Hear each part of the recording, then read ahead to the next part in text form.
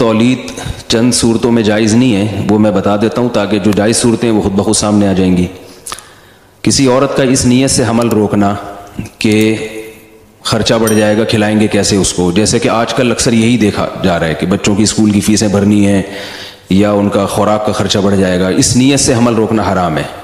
یہ قرآن مجید میں صاف ہے، نحن نرزقکم وإیاہم، ہم تم کو بھی رزق دیں گے ان کو بھی۔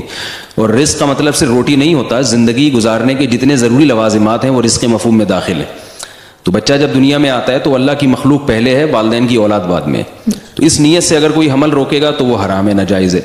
دوسری صورت یہ ہے کہ بچوں کو عار سمجھا جائے، جیسے آج کل فیملی پلاننگ والوں نے یہ معاشرے میں ایک اس طرح کی جو ہے نا وہ کلچر کو فروغ دیا ہے کہ جس کے زیادہ بچے ہوں وہ شرماتا ہے اپنے بچوں کی تعداد بتاتے ہوئے۔ خواتین بھی اس عورت کا مذاق اڑاتی ہیں، تمہارے 8 بچے ہیں، تمہارے 9 بچے ہیں، تو جبکہ رسول اللہ صلی اللہ علیہ وسلم نے اولاد کی کثرت کو قابل فخر قرار دیا، فَإِنِّي أُبَاهِي بِكُمُ الْأُمَمَ، فرمایا میں کثرت پہ فخر کروں گا۔ تو جو چیز قابل فخر تھی اس کو قابل ذلت سمجھنا یہ شریعت کا گویا مذاق ہے۔ اور قرآن مجید میں بھی اللہ نے پچھلی امتوں سے وعدے کیے ہیں کہ تم اگر نیک اعمال کرو گے میں تمہیں کثرت سے اولاد دوں گا۔ تو پتہ چلا کہ اولاد کی کثرت ایک فطری چیز ہے، ہمیشہ سے محمود اور یعنی مطلوب سمجھی جاتی ہے، اور یہ قابل عزت ہے، اس میں توہین محسوس کرنا گویا شریعت کا مذاق ہے۔ تو اگر کوئی خاتون اس نیت سے حمل روکتی ہیں کہ بچے زیادہ ہوں گے تو لوگ کیا کہیں گے، یہ مرد یہ کام کرے یا یعنی بیوی کو مجبور کرے، تو اس نیت سے اگر کرتے ہیں تو یہ بھی ناجائز ہے۔ تیسری چیز جو آج کل ایک بیان کی جاتی ہے، بچوں کی تربیت نہیں ہوتی، لوگ کہتے ہیں بچے پالنا مشکل ہے۔ یہاں یہ بات یاد رکھیں، تربیت اور تعلیم میں فرق ہے، لوگ ان دونوں چیزوں کو خلط کر دیتے ہیں۔ لوگ کہتے ہیں چونکہ ہمارے بچے زیادہ ہوں گے تو ہم زیادہ فیسیں نہیں افورڈ کر سکے، تو بچے گورنمنٹ کے اسکولوں میں پڑھیں گے تو وہ پڑھائی صحیح نہیں ہوگی اور ایسے ہوگا ویسے ہوگا، تو لہذا بچوں کی صحیح تربیت نہیں ہوتی۔ دو چیزوں کو خلط ملط کر رہے ہوتے ہیں، تربیت الگ چیز ہے اور تعلیم الگ چیز ہے۔ تو یہ باقاعدہ ماہرین نفسیات کہتے ہیں کہ بچے کہ قریب العمر اگر کوئی بھائی یا بہن ہو تو اس بچے کی تربیت زیادہ اچھی ہوتی ہے۔ اور حضرت مفتی رشید احمد صاحب رحمہ اللہ تعالیٰ نے اصل فتاوی میں بڑی مضبوط دلائل دی ہیں اس پر، اور یہ ثابت کیا ہے کہ بچوں کو جتنی ماں باپ کی ضرورت ہوتی ہے نا، بہن بھائیوں کی بھی اتنی ہی ضرورت ہوتی ہے، اور لاشعوری طور پر بہن بھائی ایک دوسرے کی ایسی تربیت کر رہے ہوتے ہیں جو والدین نہیں کرتے۔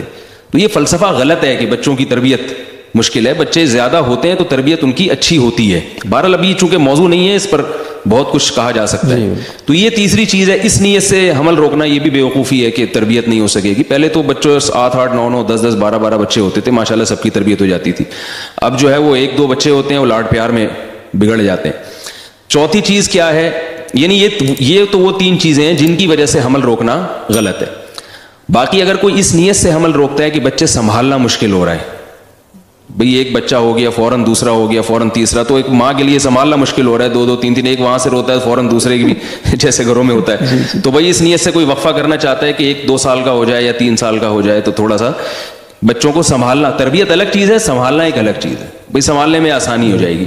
یا کوئی اس نیت سے حمل روکتا ہے کہ عورت کی صحت خراب ہے، جیسے انہوں نے بتایا کہ آپریشن کی تکلیف ہو رہی ہے اس کو، تو عارضی طور پر حمل روکا جا سکتا ہے۔ عارضی طور پر کوئی ایسی چیز کھانا یا بچہ دانی نکال دینا ہمیشہ کے لیے، یا ایسی دوا کھا لینا کہ اولاد کا سلسلہ ہمیشہ کے لیے ختم ہو جائے، تو بالکل حرام ہے۔ وقتی طور پر اس نیت سے روکا جا سکتا ہے۔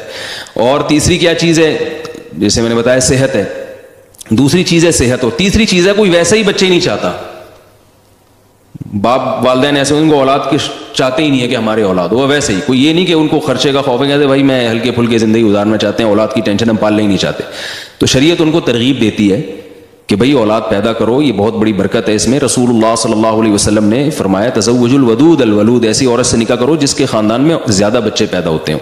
تو شریعت نے ترغیب دی ہے، بہت ساری احادیث ہیں اس پر کہ اولاد کی کثرت شریعت میں بہت پسندیدہ ہے، اس کے دنیا میں بھی فائدے آخرت میں بھی فائدے۔ لا تدرون ایہم اقرب لکم نفعا، اللہ فرماتے ہیں تمہیں معلوم نہیں ہے کہ کون سی اولاد تمہارے لیے زیادہ فائدے کا سبب بن جائے گی، لیکن شریعت نے اس پہ مجبور نہیں کیا۔ تو اگر کوئی عارضی طور پر حمل روکتا ہے اور اس کی کچھ بھی نیت نہیں ہے، بس ویسے ہی، تو وہ بھی جائز ہے۔